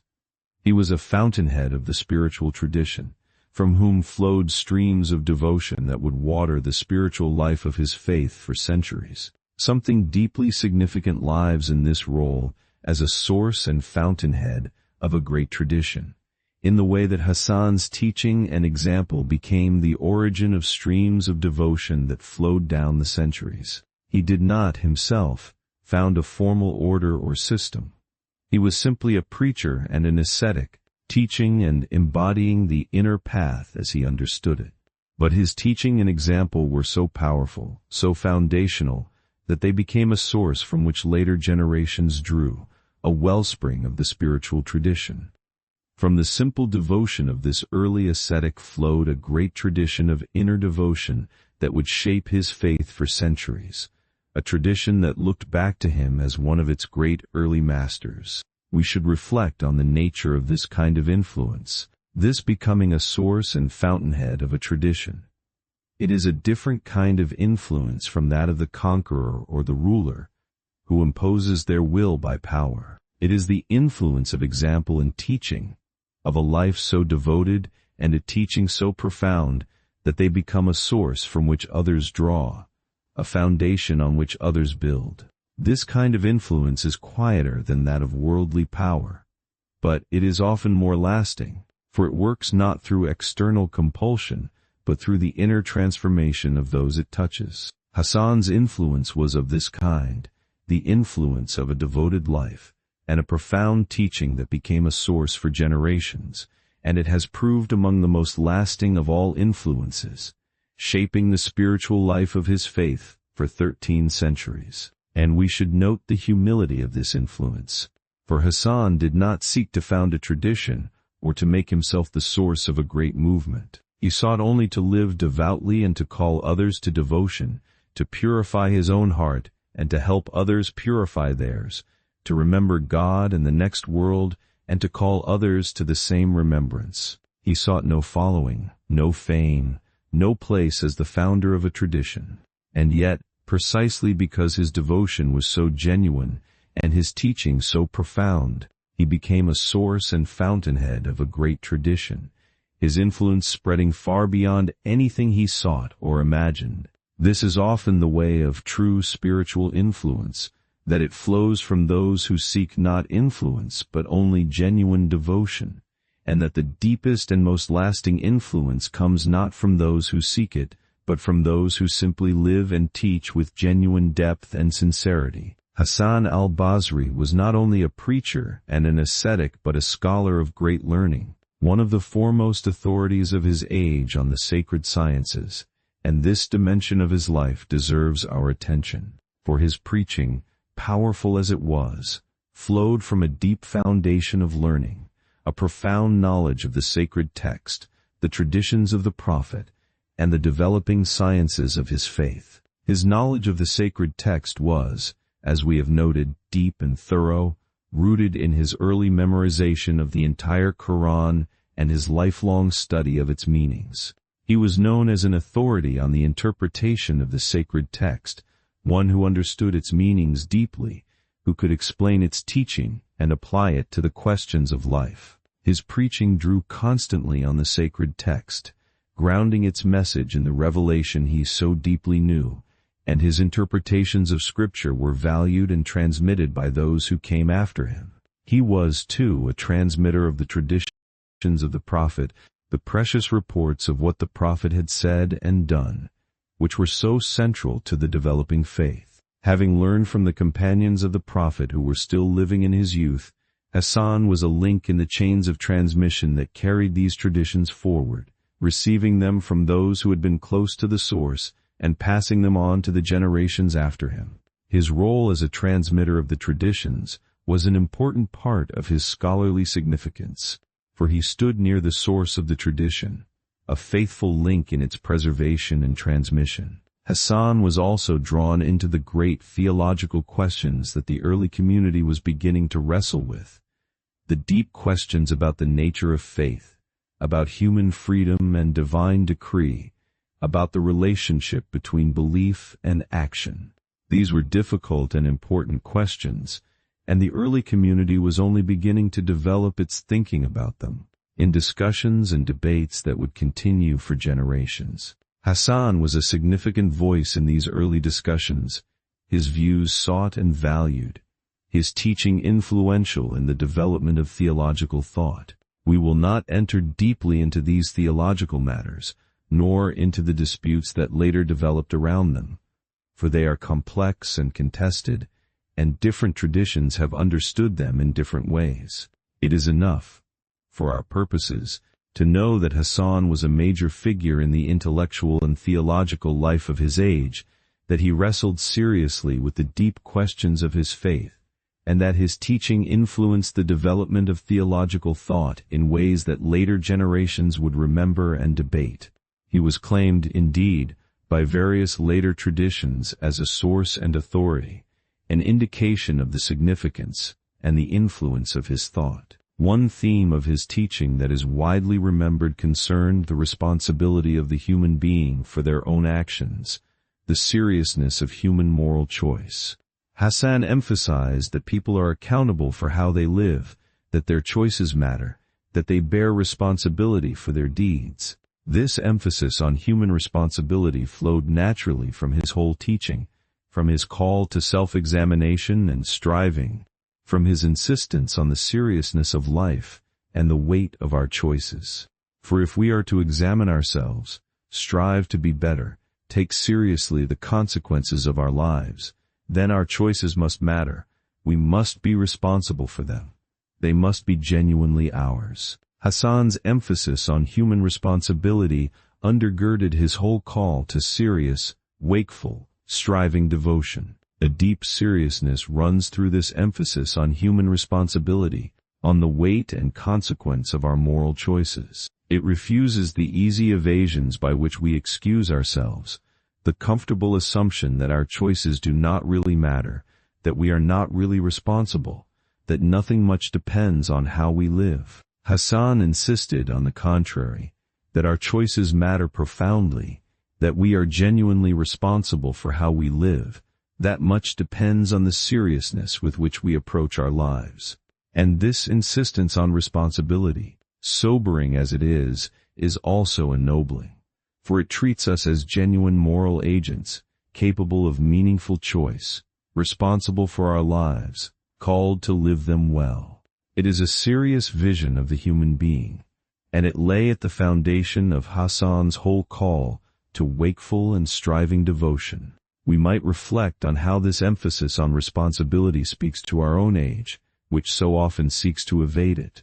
We live in a time that offers many ways to excuse ourselves, to deny our responsibility, to attribute our failings to forces beyond our control, to avoid the weight of genuine moral accountability. Hasan's teaching calls us back to responsibility, to the recognition that our choices matter, that we are accountable for how we live. That much depends on the seriousness with which we approach our lives. It is a sobering call, but a valuable one, for it restores to us the dignity of genuine moral agency, and reminds us that our lives are serious and consequential, that how we live truly matters. There is a relationship in Hasan's life that deserves particular mention, for it shows another side of his engagement with the rulers of his age, a side of counsel and friendship rather than only of criticism. For while Hasan criticized the unjust rulers of his time, he also had a connection with one ruler who was remembered, in contrast, as just and pious, a caliph who sought to rule righteously and who valued the counsel of the pious. This caliph, who came to power for a brief but celebrated reign, was remembered as a ruler who tried to govern with justice, who sought to correct the abuses of his predecessors, who lived simply and piously and took seriously his responsibility before God.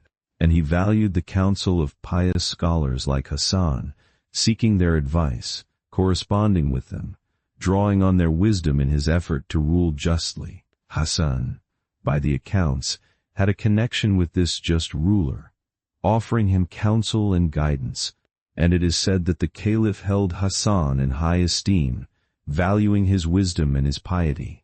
There is a significance in this relationship that is worth dwelling on, for it shows that Hasan's stance toward the rulers was not one of mere opposition, but of principled engagement guided by justice. He criticized the unjust, but he counseled and supported the just. His concern was not with opposition for its own sake, nor with power, but with justice, with the righteous ordering of the community, with the rulers governing as they ought before God.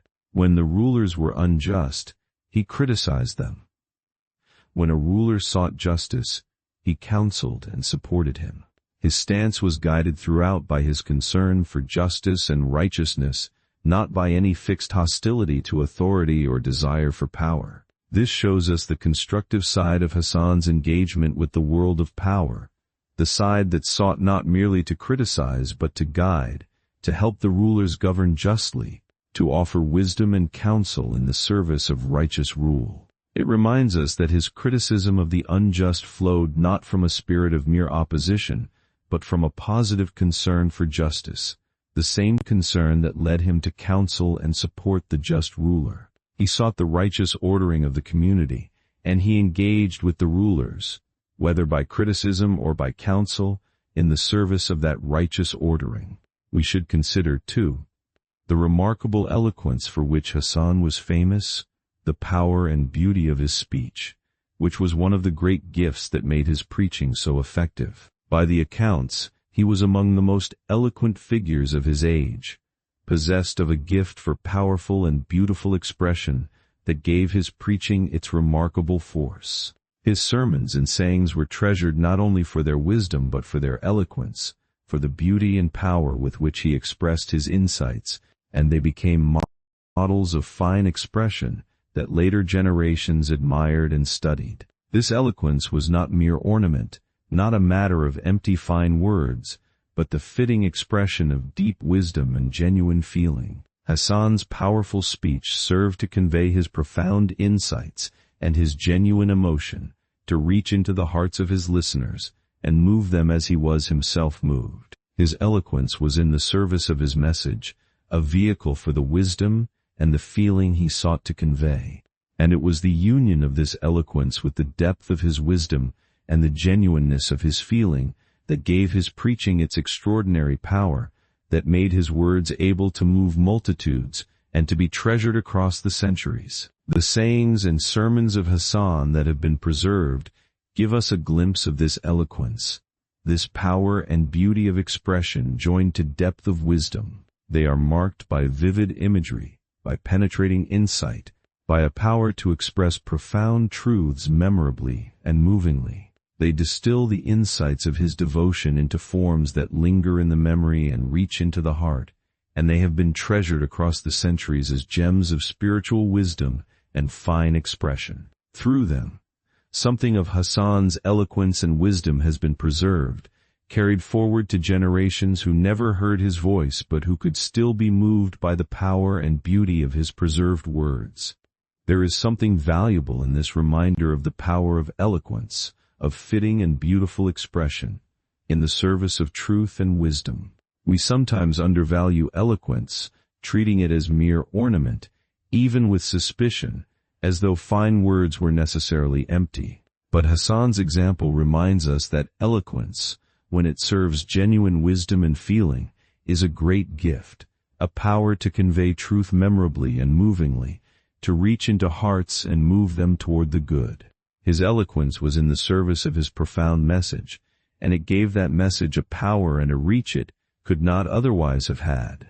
The gift of fitting expression, joined to depth of wisdom and genuineness of feeling, is a great gift indeed, and Hasan possessed it to a remarkable degree. After his period of hiding from the wrath of the powerful governor had ended, with the governor's death, Hasan returned to his open life in Basra, resuming his preaching and teaching, and he continued in this way through the remainder of his long life. He had outlived the dangers of his middle years, had survived the conflicts and the persecutions, and in his old age he was honored and revered as the great elder of his community, the living link to the early generations, the embodiment of the piety and devotion of the faith's first days.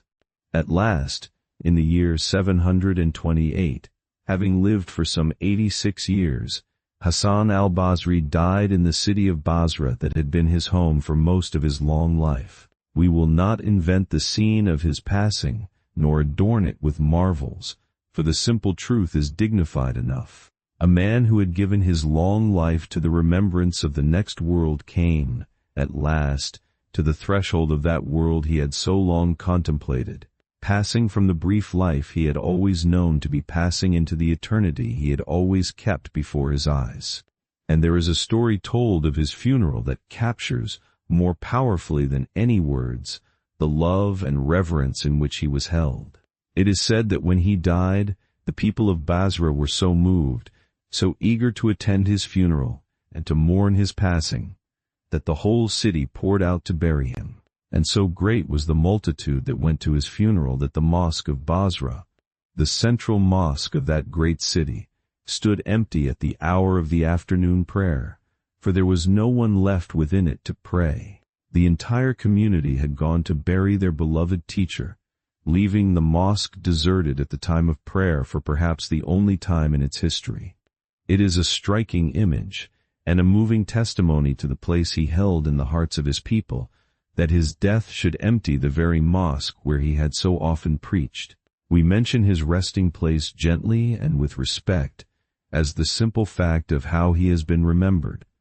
For his burial place in Basra became, and remains, a place that people visit and honor, in memory of the great preacher and ascetic who had lived and taught among them. But our story is of his life rather than of the honors paid after his death, and so we turn now from his passing to the meaning of the life that had ended. For though his life ended, his influence did not, but spread and grew across the centuries, shaping the religious, spiritual, and intellectual life of his faith for generations to come. His teaching on the inner life, on self-examination and detachment, and the remembrance of the next world, became a foundation for the spiritual traditions that followed. His example of piety and asceticism and courage became a model for the generations.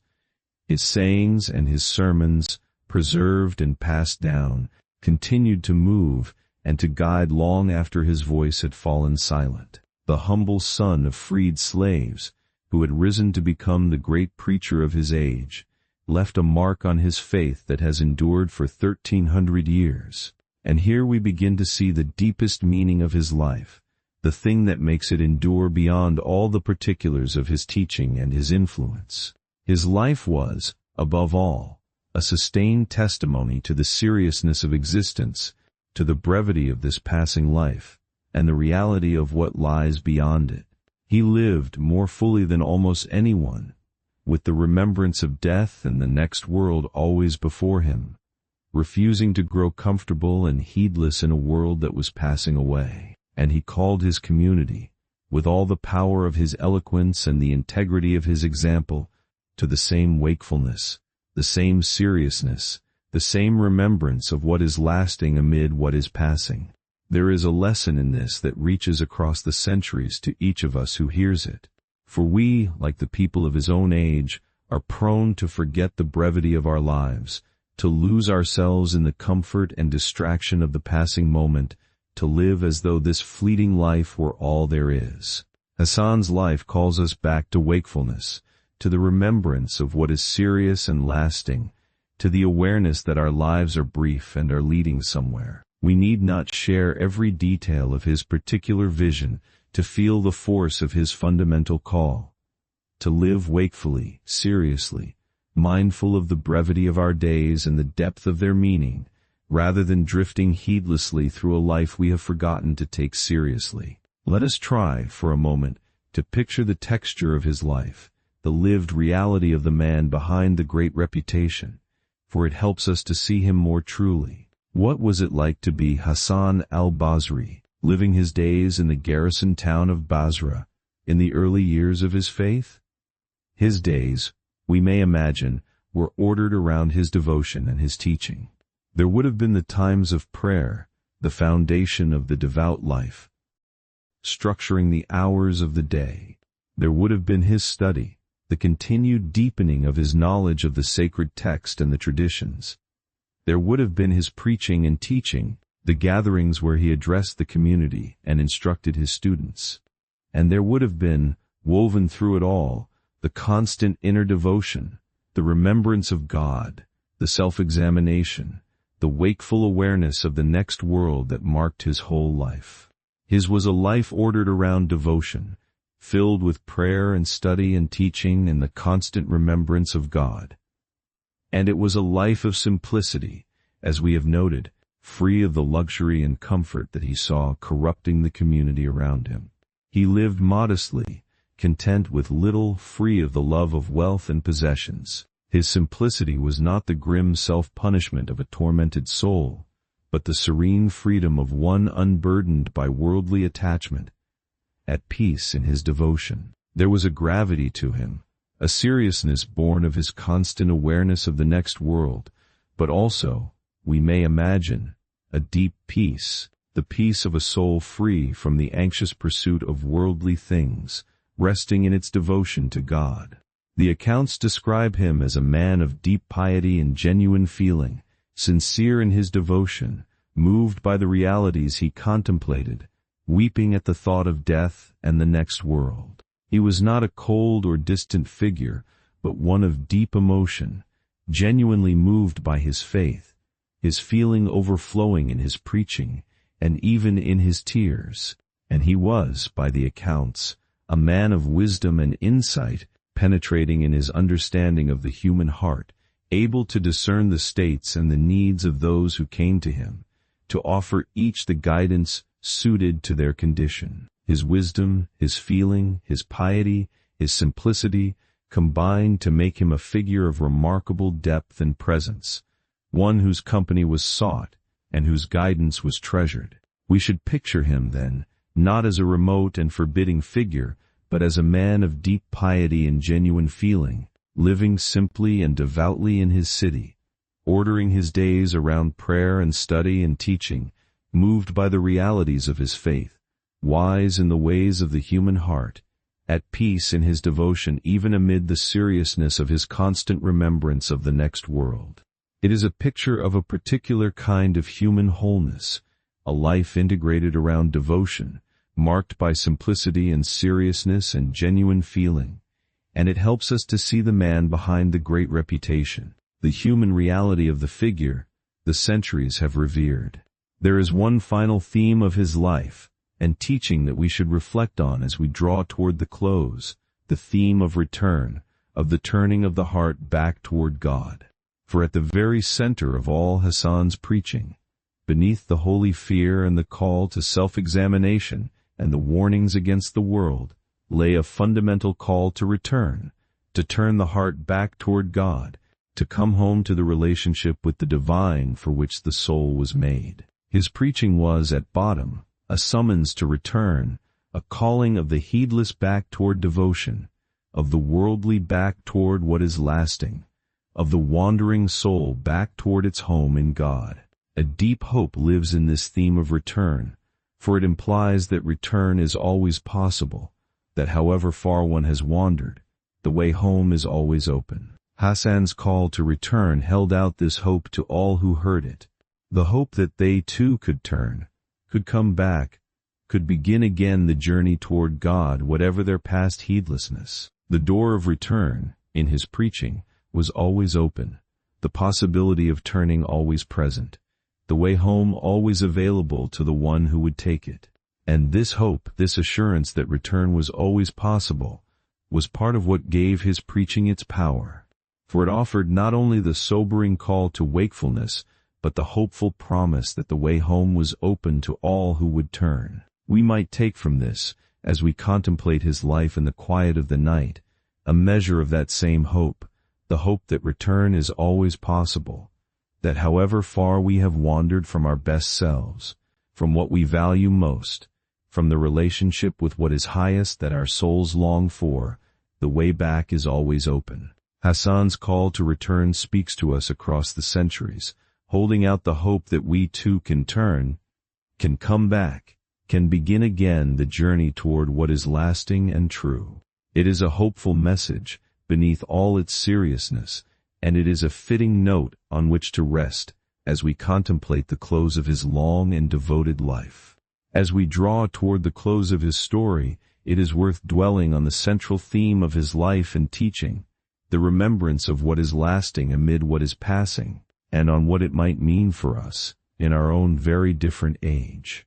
For this was the heart of all his preaching, the constant call to remember the brevity of this life and the reality of what lies beyond it, and it is perhaps the part of his message that speaks most directly to our own condition. We live in our age in a culture of forgetting, a culture designed, it sometimes seems, to help us forget the very things that Hasan called his listeners to remember. We are surrounded by distractions, by endless entertainments and diversions, by a ceaseless stream of stimulation that fills every moment and leaves no space for reflection. We are encouraged to live in the immediate, absorbed in the passing concerns of the moment, never lifting our eyes to the larger questions of our existence and its end.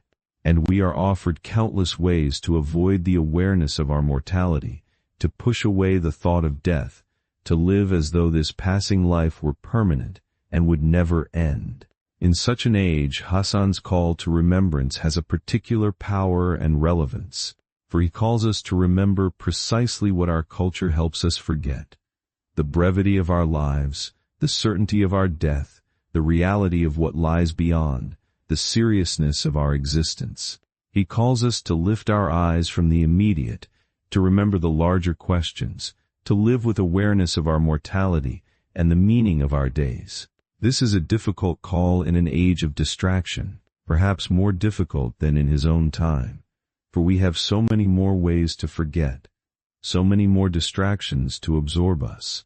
But it is also, perhaps, a more needed call, for the very intensity of our culture of forgetting makes the remembrance he calls us to all the more precious and necessary. A paradox is worth noting here, for the remembrance that Hasan called for, though it concerns death and the seriousness of life, is not finally morbid or depressing, but, rightly understood, liberating and clarifying.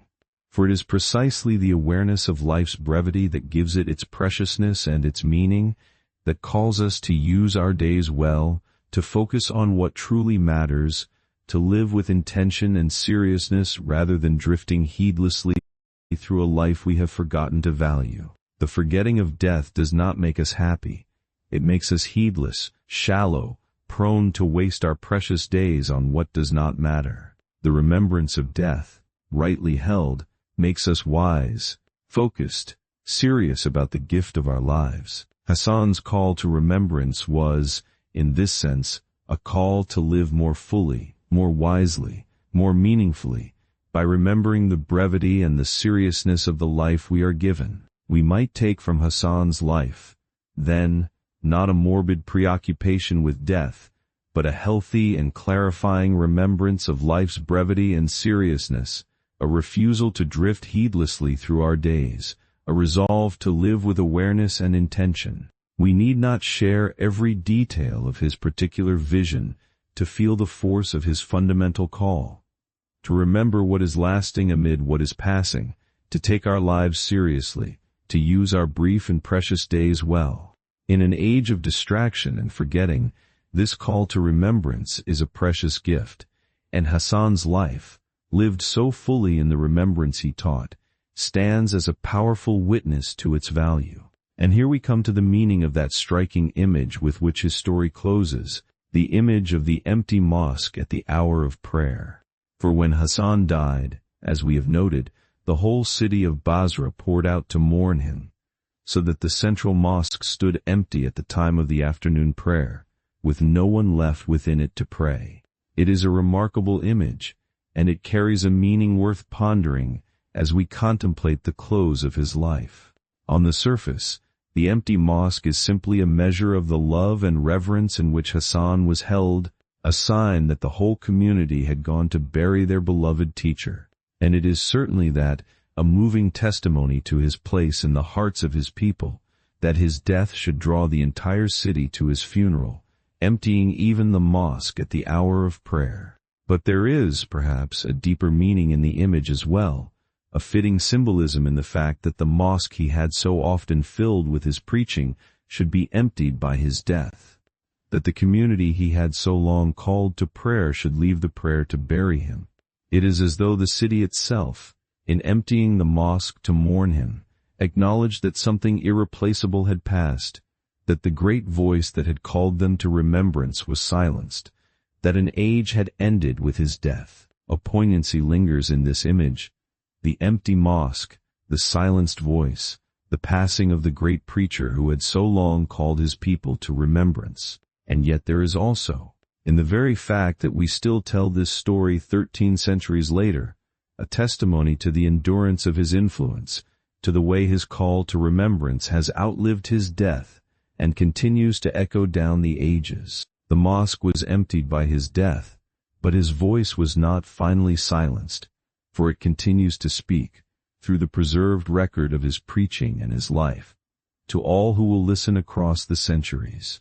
The great preacher died, and the city emptied the mosque to mourn him, but his call to remembrance lives on, reaching even to us, even now, even tonight.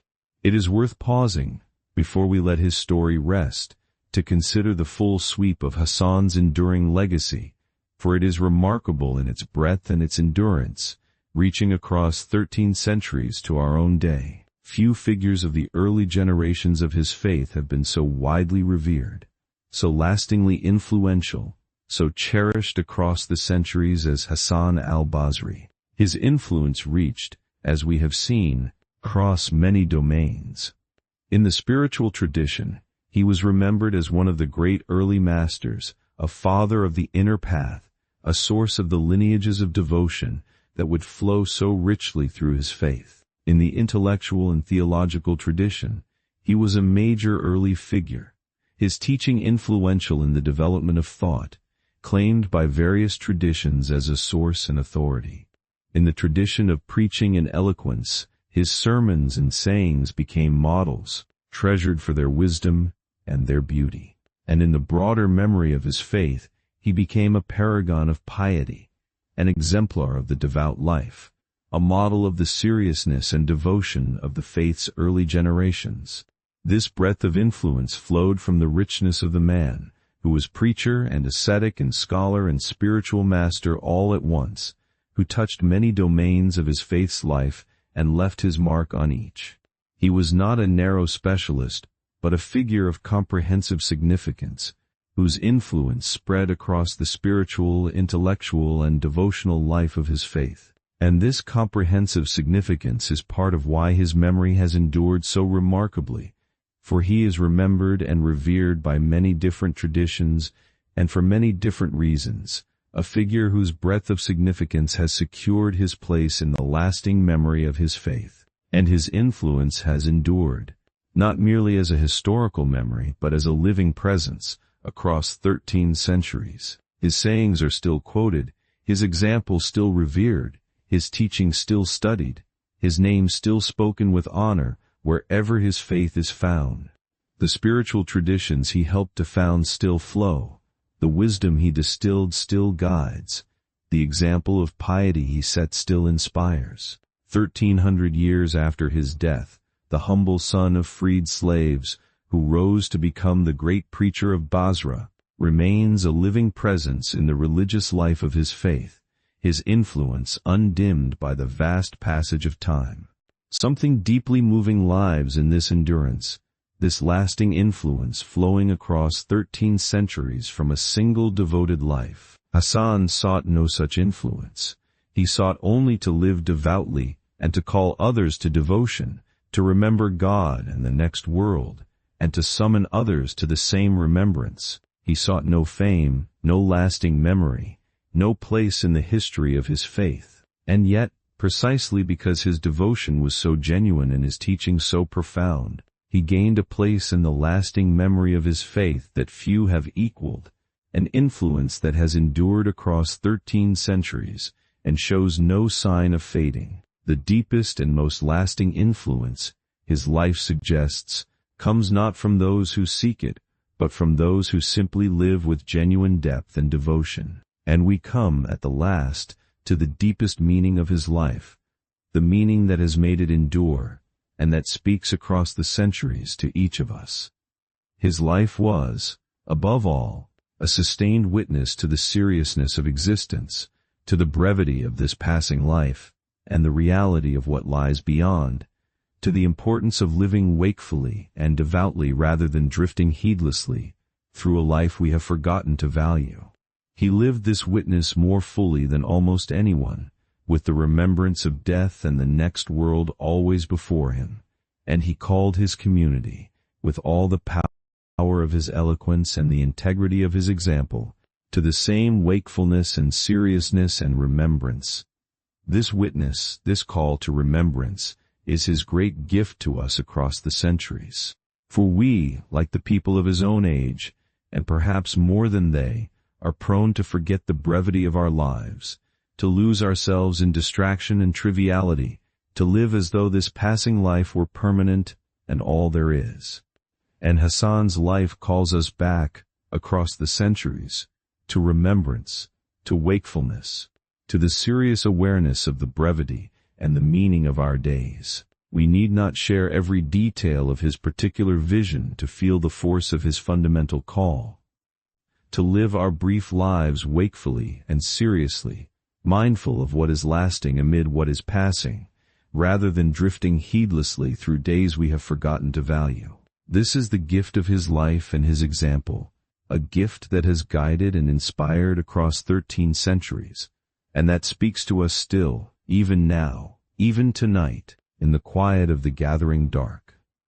And here we return, at the last, to the quiet question his life poses to each of us who hears it. He lived with the constant remembrance that this life is brief and passing, that something lies beyond it, that our days are serious and consequential, and should not be wasted in heedlessness. His life asks us, gently, whether we are living with that same wakefulness, that same seriousness, that same remembrance of what is lasting, or whether we have let ourselves forget, drifting through our brief and precious lives absorbed in what is passing, heedless of what endures. It is a searching question, and a valuable one, and his life poses it to us with all the power of his example. There is no need to answer that question tonight. Some questions are not meant to be solved quickly, but to be carried gently, turned over slowly, lived with over a long while. Let it rest beside you now softly, asking nothing of you but a moment's quiet reflection. The preacher who wept for the next world, who called his community to wakefulness, who lived with the brevity of life always before him, has finished his own long and serious journey, and you have followed it gently, all the way to its peaceful end. So let your thoughts grow still. Let the city of the prophet fade into the dark, and the garrisoned town of Basra by its rivers, and the great preacher weeping as he called his people to remembrance. Let the names and the dates drift away, for they have done their work. What remains is only the quiet, and the question, and the calm of the gathering night. May your mind grow easy. May your heart be untroubled, and may your rest, tonight, be deep and peaceful and kind.